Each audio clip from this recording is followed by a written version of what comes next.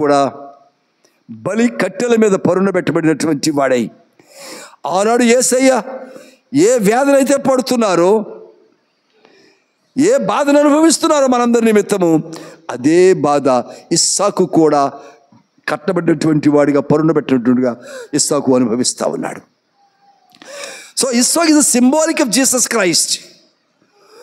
యేసు ప్రభు యొక్క సాదృశ్యంగా ఇస్సాకును చూస్తున్నాం. ఇప్పుడు గమనించుదాం.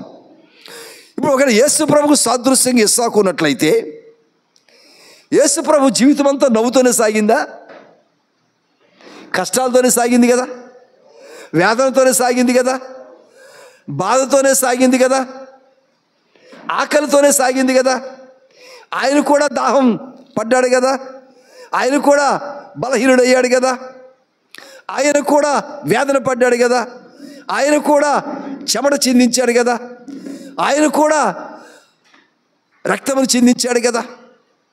కనుక గమనించినప్పుడు నవ్వు అనబడినటువంటి ఇస్సాకు జీవితంలో భరించలేనటువంటి వేదన ఉన్నది. రిబ్కాను పెళ్లి చేసుకున్నప్పుడు అంటాడు, ఆమె తల్లి గుడారంలోకి వెళ్ళిందంట కదా, తల్లి యొక్క గుడారంలోకి వెళ్ళిందంట. చూద్దామన్నమాట. 24వ అధ్యాయం ఆఖరు వచనం. ఆదికాండం 24వ అధ్యాయం ఆఖరు వచనం.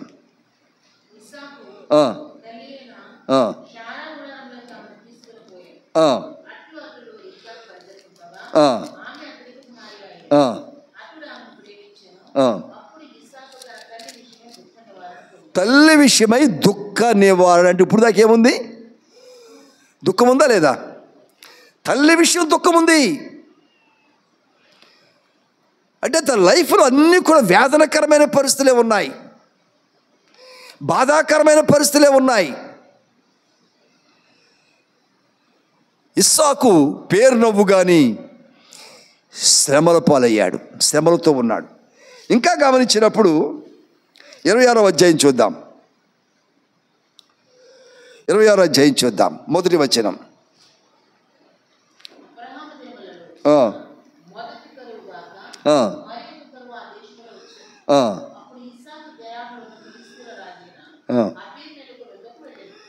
ఇప్పుడు ఏమొచ్చిందంటే ఇక్కడ అంటే ఇస్సాకు ఇప్పుడు ఏమనుభవించాడు?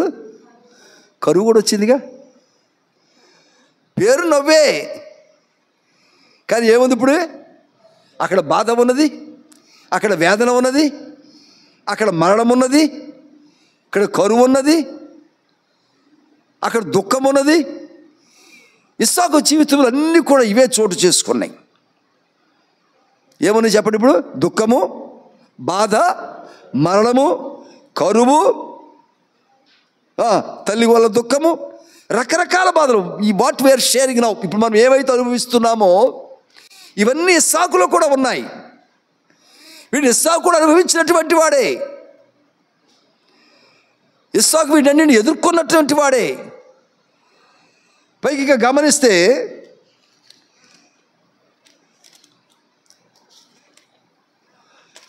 ఈయన భార్య రిబ్కాను ఆ రాజుగారు తీసుకెళ్ళిపోతాడు కదా. రిబ్కాను అబ్రాహాం యొక్క భార్య శారాని తీసుకువెళ్ళినట్లుగా ఇస్సాకు యొక్క భార్యను రిబ్కాను కూడా తీసుకెళ్తాడు రాజుగారు ఆ దేశంలో ఉన్నప్పుడు. వేదన.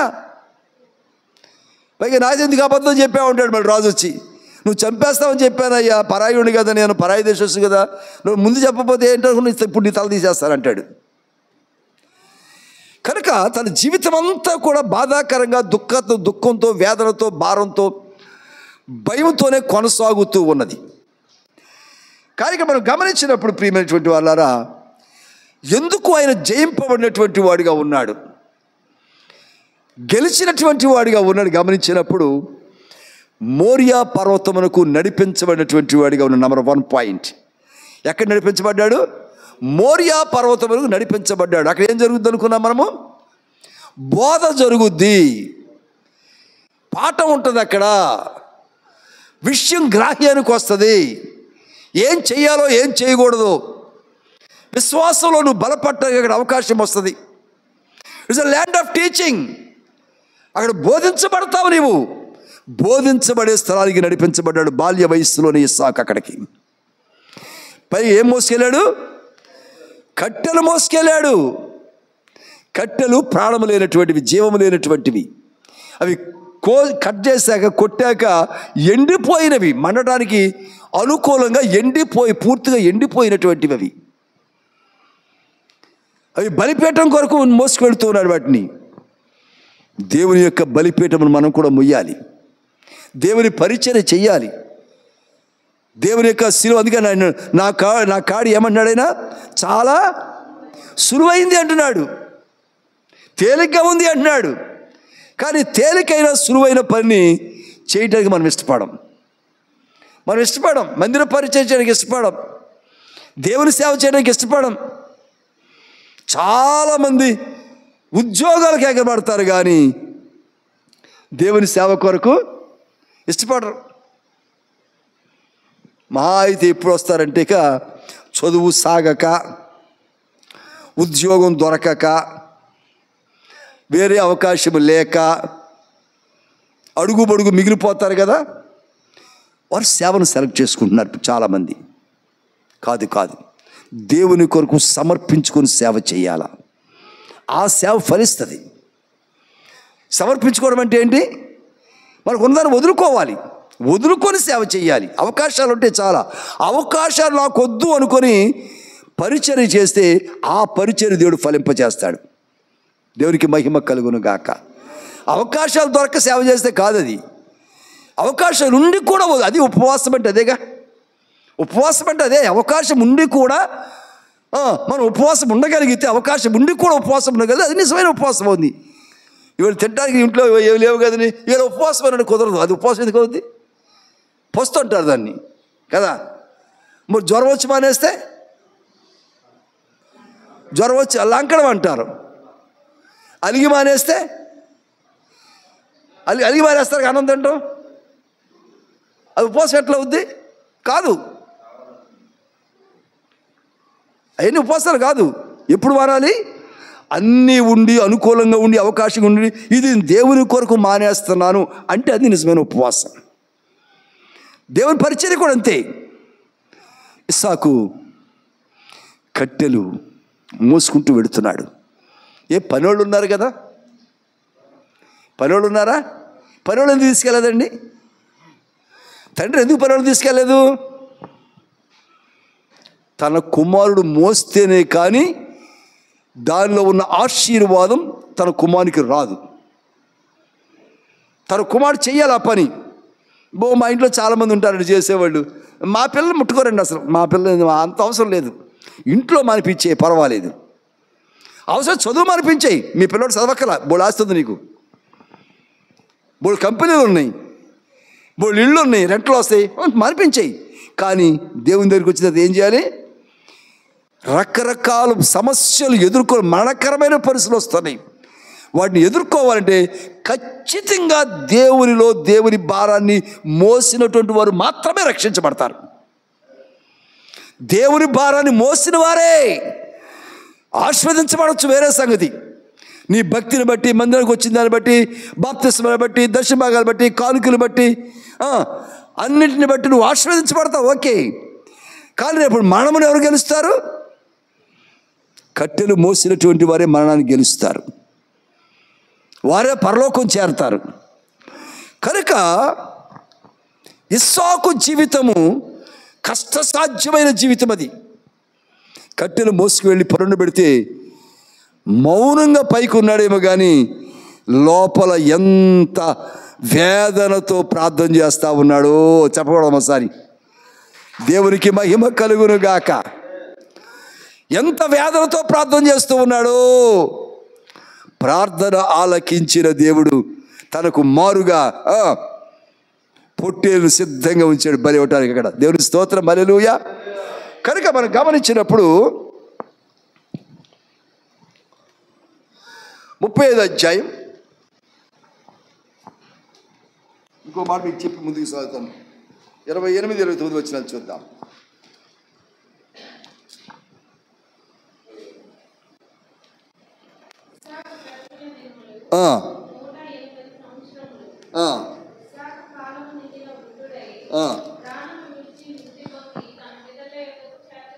ఆమేన్. దేవునికి స్తోత్రం. హల్లెలూయా. ఇస్సాకు బ్రతికిన దినములు 180 సంవత్సరములు. అంటే లైఫ్ ఎండ్ అయిపోయింది. ఇక్కడ ఇందాక మేము బాలుగా ఉన్నప్పుడు చూసాము, ఇప్పుడు ఎండ్కి వచ్చేసాం. ఓకే, ఇందుకు చాలా విషయాలు ఉన్నాయి కానీ సమయాన్ని బట్టి ముందుకు సాగుదాం. రైట్. 180 సంవత్సరములు ఇస్సాకు కాలము నిండినవాడై వృద్ధుడై ప్రాణము విడిచి ఎక్కడికి వెళ్ళాడంట? మృతి పొంది తన పితరుల యొద్దకు చేర్చబడెను. అంటే ఏంటో ఆ మాటకు అర్థం ఏంటో? ఆ మాటకు అర్థం ఏంటి? పితరుల యొద్దకు చేర్చబడ్డాడంటే అమ్మా సమాధికి. రైట్. పితరులు మరి సమాధిలో ఉంటారు కదా. అబ్రహాం ఎక్కడున్నాడు? షారా ఎక్కడుంది ఇప్పటికి? కనుక సమాధికి చేర్చబడ్డాడు. సరే, ఇప్పుడు మనం 7 to Heaven ప్రేయర్లో ఉన్నాము. 7 గంటల ప్రార్థన ద్వారా ఏం చేయాలనుకుంటున్నాం? మనము హెవెన్ రీచ్ అవ్వాలనుకున్నాం. ఇప్పుడు ఇస్సాకు గారు పరలోకి వెళ్ళాడా లేదా? చిన్నప్పుడే కట్లు మోసాడు, మోరియా పర్వతానికి వెళ్ళాడు, బోధింపబడ్డాడు, మంచి క్లాస్ తీసుకున్నాడు, అక్కడ పాస్ అయ్యాడు, బ్రతికొచ్చాడు. పాస్ అయ్యాడుగా, క్లాస్ అక్కడ ట్రైనింగ్ అయిపోయిందిగా, మోరియా పర్వతం ట్రైనింగ్ అయిపోయింది, అవార్డు తీసుకున్నాడు, గ్రాడ్యుయేషన్ అయిపోయింది, బయటకు వచ్చాడు. Right, okay. తర్వాత కరువు వచ్చింది, ఆ తర్వాత దుఃఖనివాడు అయిపోయింది, అన్నీ జరిగిపోతున్నాయి. ఇప్పుడు చనిపోయాడు. ఇన్ని చేసిన తర్వాత ఇస్సాకు గారు పరలోకి వెళ్ళాడా లేదా? ఏమన్నా రుజువు ఉందా మనకేమన్నా? లేదు, ఊరికి అందరిలాగే చనిపోయాడు, అందరిలాగే సమాధి అయిపోయింది కదా, పితరుల యొద్దకు చేర్చబడ్డాడు, అయిపోయింది, అంతేనా? Is there any evidence, any proof? మత్తయి సువార్త 8వ అధ్యాయం, మత్తయి సువార్త 8వ అధ్యాయము 11వ వచనం చూద్దాం.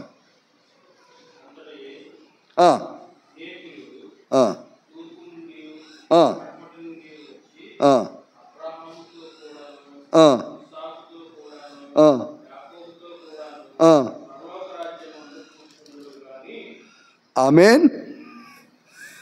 ఏమనిపించింది ఇప్పుడు చెప్పండి? ఎక్కడ చేరాడు ఇప్పుడు? ప్రూఫ్ దొరికిందా మనకి?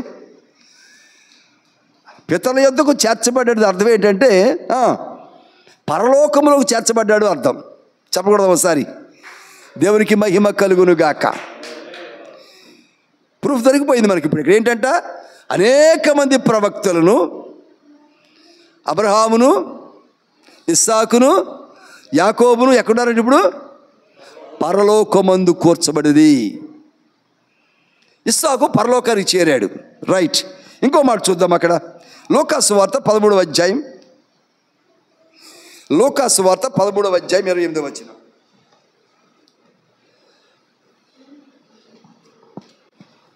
లూకాసు వార్త 13:28.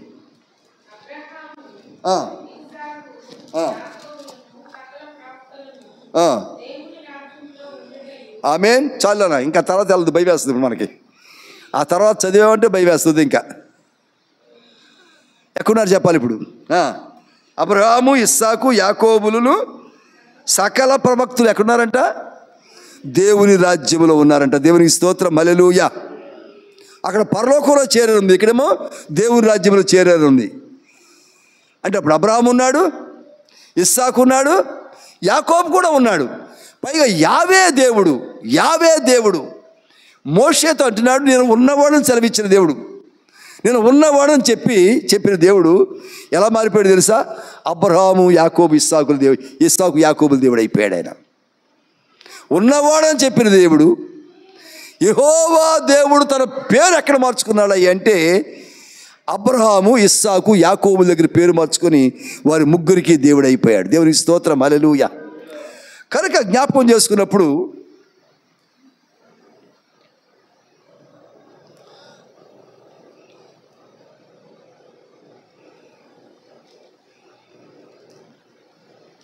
ఆదికాండం 7వ అధ్యాయం, ఆదికాండం 7వ అధ్యాయం 8 నుంచి 8, 9, 10 చూద్దాం.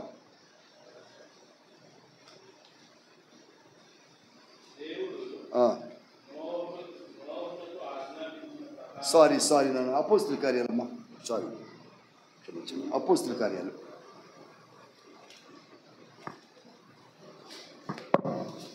కార్యాలు 7వ అధ్యాయం 8, 9, 10 వచనాలు చూద్దాం.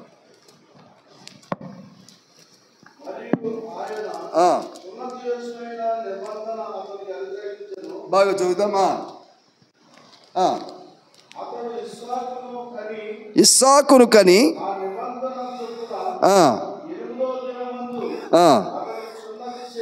సున్నతి చేశాను.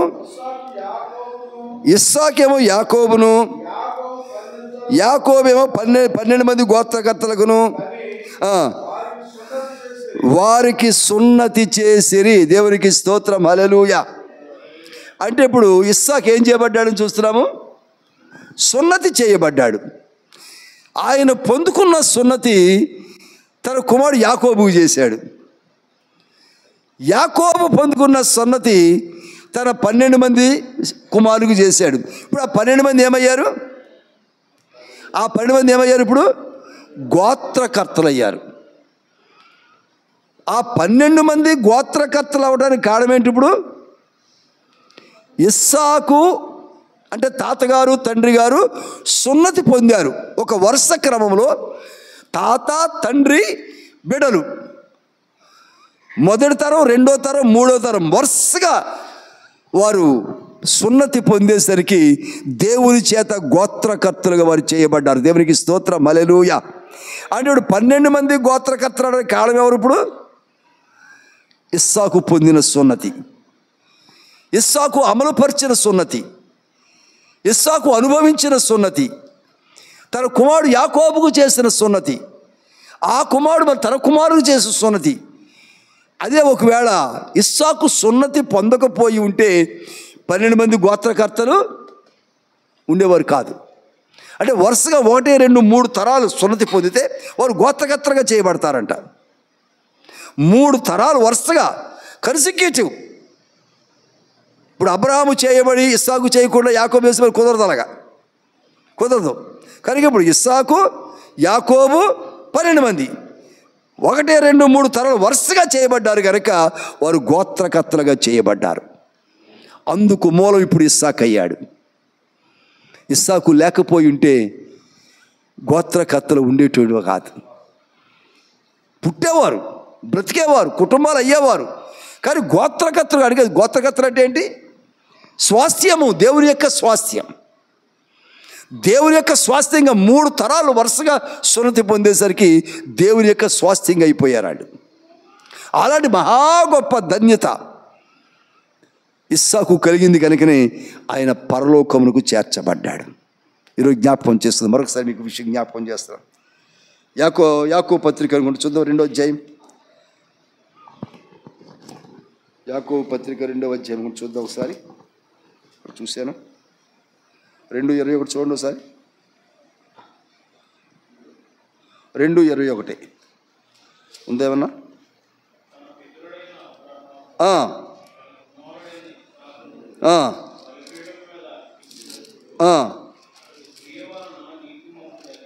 అతడు క్రియ వలన నీతిమంతుడని తీర్పు పొందలేదా? ఇప్పుడు గమనించుదాం. ఇప్పుడు ఎవరు నీతిమంతుడు తీర్పు పొందారు? అబ్రహాము నీతిమంతుడు తీర్పు పొంది. ఎవరి వల్ల తీర్పు పొందాడు? ఇప్పుడు అంతేనా? అబ్రహాము నీతిమంతుడిగా తీర్పు పొందడానికి కారణం ఎవరు? ఇప్పుడు ఇస్సాకు కారణం. ఇస్సాకు లేకపోయి ఉంటే అబ్రహాము నీతిమంతుడితో వచ్చి ఉండేది కాదు. అంటే ఇటు కుమారులు మనవలకి గోత్రకర్తలు చేశాడు, తన తండ్రి కూడా దేవుని దృష్టిలో నీతిమంతుడు అవడానికి మీడియేటర్గా ఇస్సాకే ఉన్నాడు. ఇక్కడ తండ్రి నీతిమంతుడు, దేవుని దృష్టిలో నీతిమంతుడు అవడానికి మీడియేటర్ ఎవరు? ఇప్పుడు ఇస్సాకే. 12 మంది గోత్రకర్తలు అవడానికి కారణం ఎవరు? ఇస్సాకే. అంటే ఇంత ప్రపంచమును దైవికంగా మార్చగలిగి నడిపించగలిగినటువంటి వాడు ఇస్సాకు మాత్రమే. దేవునికి స్తోత్రం చేద్దాం, హల్లెలూయా. మరి అటువంటి ఇస్సాకు ఏ బాధ పొందకుండా నవ్వుతూనే ఉన్నాడా? ఆయన నవ్వు ఎక్కడదయ్యి అంటే, ఆయన నవ్వు ఎక్కడ? భూమి మీద నవ్వు కాదు ఆయనకి. ఎక్కడ నవ్వుది? పరలోకములో నవ్వు. పేరు ఎక్కడ పెట్టబడింది నవ్వు అని. ఎక్కడ దాకా వచ్చింది అది? పరలోకములో ఆయన బట్టి దేవునికి నవ్వు. గోత్రకర్తలు వచ్చారండి. ప్రపంచంలో నేను అబ్రహాము, ఇస్సాకు, యాకోబుల దేవుడు చెప్పుకున్నాడు దేవుడి వేళ.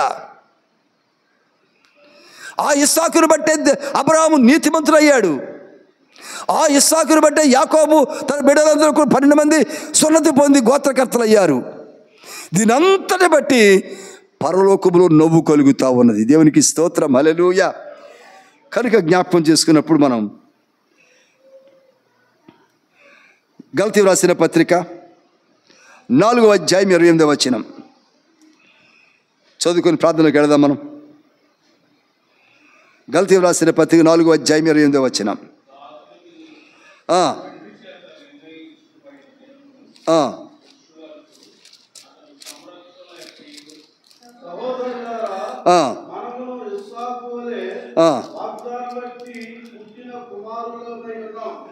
ఆమేన్.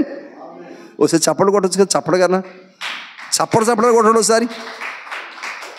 ఇస్సాకును బట్టి ఏమైందంటే మనకు ఇస్సాకు యొక్క వాగ్దానం బట్టి మనము కూడా ఆయనకు పుట్టిన కుమారులమై ఉన్నాం, వాగ్దాన కుమారులమై ఉన్నాం. అంటే ఇస్సాకు తన తండ్రి ఏమో నీతిమంతుడు చేశాడు, తన కుమారుని మనల్నేమో గోత్రకర్తలుగా చేశాడు. ఇప్పుడు మనల్ని ఏం చేస్తున్నాడు? వాగ్దాన బిడ్డలుగా చేస్తున్నాడు. వాగ్దాన బిడ్డలుగా చేశాడు. ఇస్సాకు వల్లనే మాత్రమే అంటున్నాడు అక్కడ. కనుక సహోదరులారా, మనమును ఇస్సాకు వలె వాగ్దానమును బట్టి పుట్టిన కుమారులమై ఉన్నాము. అంటే ఇస్సాకు ఇటువంటి త్యాగం చేశాడు మనకు. మోరియా పర్వతం మీద చేసిన త్యాగమును బట్టి మనం ఎవరమయ్యాం? ఇప్పుడు మనము వాగ్దానం బిడ్డలం అవుతున్నాం. మనం ఎక్కడికి వాగ్దానం అంది? ఆయన ఎక్కడున్నాడు అక్కడ పరలోకానికి మనం కూడా వాగ్దానం. ఆయన పరలోకంలో సమకూర్చబడ్డాడు, దేవుడి రాజ్యంలో సమకూర్చబడ్డాడు. చూసాం మన వాక్యాలు. అక్కడికి ఆ పరలోకానికి మనము కూడా అదే ఇస్సాకు వల్ల వాగ్దానం బిడ్డలం అవుతున్నాం. చెప్పడం ఒకసారి దేవునికి మహిమ కలుగును గాక. కనుక కొద్ది నిమిషం మోకరించి, ప్రభువా, ఇస్సాకు జీవితంలో నవ్వు అనుకున్నాం కానీ బాధ, వేదన, రోదన, ఒంటరితనము, చనిపోతానేమో అనే భయము, దిగులు ఆ మోరియా పర్వతం మీద ఉంటుండగా అనేక పాఠములు అక్కడ నేర్చుకొని ఎలాగున ఆ మరణాన్ని గెలిచి, ఆ మరణాన్ని బలిపేట మీద మరణాన్ని గెలిచి సజీవుడిగా వచ్చాడు. అది యేసయ్య నీకు సాదృశ్యంగా ఉంటుండగా మేము కూడా అలాగుని ఇస్సాకు వలె వాగ్దానపడముగా ఉండినట్లుగా నాయన, ఒకటి ఈ లోకంలో మాకు అలాంటి శోధనలు ఉండవచ్చు, బాధలు ఉండవచ్చు, ఒంటరితనం ఉండవచ్చు, వ్యాధులు ఉండవచ్చు, భయం ఉండవచ్చు, అనేక రీతులుగా మేము కూడా మా కాళ్ళు చేతులు కూడా కట్టివేయబడి ఉండవచ్చు. మనకేం కాళ్ళు చేతులు ఆడటం లేదు, ఒక్కొక్కసారి బంధించబడ్డాం. ఏ ఆసరా దొరకట్లేదు, ఏ ఆధారము దొరకట్లేదు, ఏ ఆదరణ దొరకటం లేదు మనకి లోకంలో. అలాగే ఇస్సాకు కూడా బలి కట్టెల మీద కాళ్ళు చేతులు కట్టబడి నిరోమయంగా ఉన్నాడు అక్కడ. నీవు కూడా నీ చేతులు అలాగే ఉన్నావు కదా, నీకు కూడా అలాగే అనిపిస్తుంది కాదు, అలాంటి పరిస్థితుల్లోనే ఉన్నావు కదా.